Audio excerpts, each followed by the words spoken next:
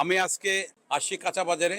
আমি এই সোনার ডিমের উপর আমি একটু কথা বলবো। যে দেখেন, সরকার পারমিশন দিছে 19 কোটি ডিম দিছে ইম্পোর্ট করার জন্য।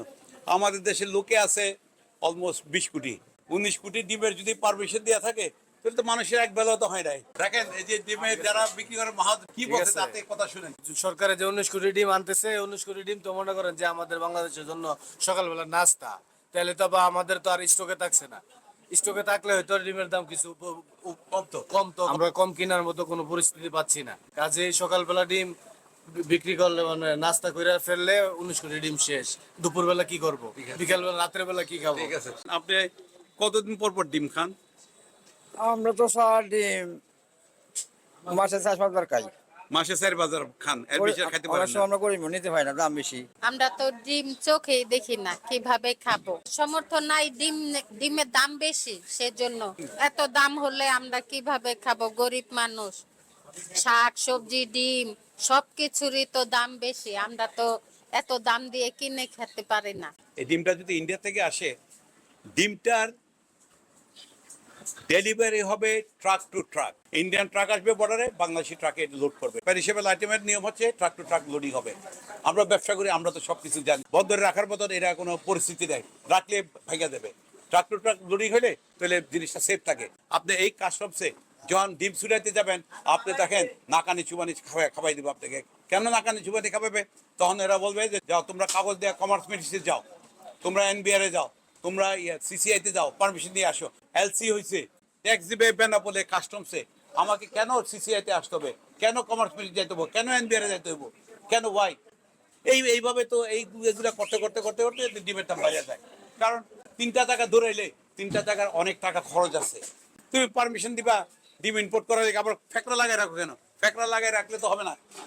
সিস্টেম হইতে হবে, ইন্ডিয়া থেকে ট্রাক আসবে, বর্ডারে ট্রাক থামবে, আমাদের বাংলাদেশি ট্রাক যাবে, truck to truck loading unloading truck to truck হবে। কিন্তু আইছে আর আর কি আছে? আর ভাঙে চুরে আমরা কিভাবে কথা বলবো? ডিমটা কিসে কাজে লাগে জানেন? বাচ্চা ছেলে মেয়েরা, ওরা তো মুরগি মাংস মাছ খাইতে পারে না, গরিব মানুষ, ওরা পাবে কোথায়? একমাত্র ডিম হচ্ছে বাচ্চা ছেলে মেয়েদের উপায়।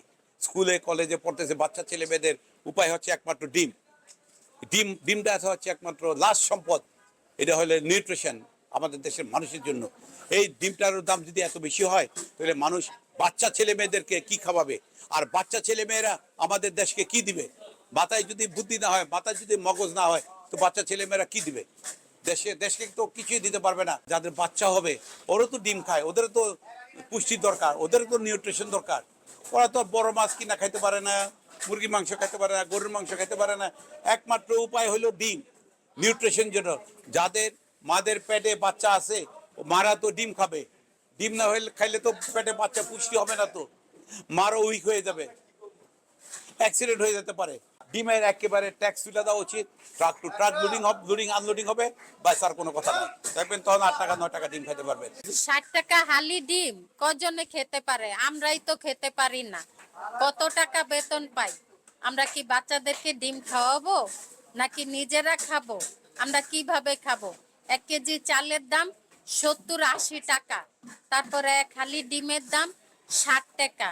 তাহলে আমরাও খেতে পারি না, বাচ্চাদেরকেও খাওয়াইতে পারি না। পুষ্টি পাবে কিভাবে? আমার বাচ্চারা তো মাদ্রাসায় পড়ে, কেউ স্কুলে পড়ে, কিন্তু রীতিমতো আমরা খাওয়াতে পাচ্ছি না। ডিমের দাম বেশির কারণে আমরা নিয়মিত খাওয়াতে পাচ্ছি না। জিনিসের দাম বাড়তা, দেশে খাওয়া দাওয়ার মানুষ কি করে চলবো? কোনো দিকে শান্তি নাই, অশান্তিতে ভুগতেছে জনগণ খালি। আমরা তো এখন ডিমটাকে মিনিমাম 8 টাকাতে নিয়ে আসা উচিত। মানুষ বাঁচলে না দেশ বাঁচবে।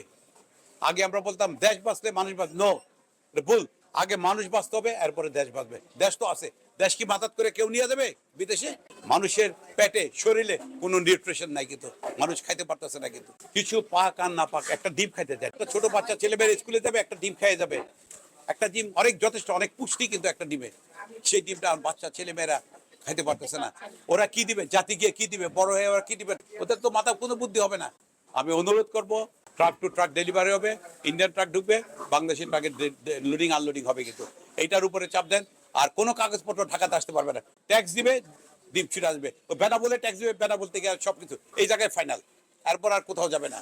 আমি অনেক কথা বলি জনগণের জন্য, আমার নিজের জন্য আমি কথা বলি না, বাট আপনাদের এই পুরা 20 কোটি লোকের জন্য আমি এই কথাগুলো বলি। কিন্তু আপনারা শুনেন, মনোযোগ দিয়ে শুনেন, আপনারা লাইক দেন, আপনারা কমেন্টস করেন, আপনারা শেয়ার করেন, জাতিকে জানাই দেন।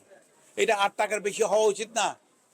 পার্শ্ববর্তী দেশে যদি ডিমের দাম কম হয়, একই দামে আপনার ডিমটা বিক্রি করেন না। আপাতত 6 মাসের জন্য ট্যাক্স তুলে দেন, কোনো ট্যাক্স রাখেন না আপনারা। ঠিক আছে, থ্যাংক ইউ, অনেক কথা বলছি, থ্যাংক ইউ, আসসালামু আলাইকুম।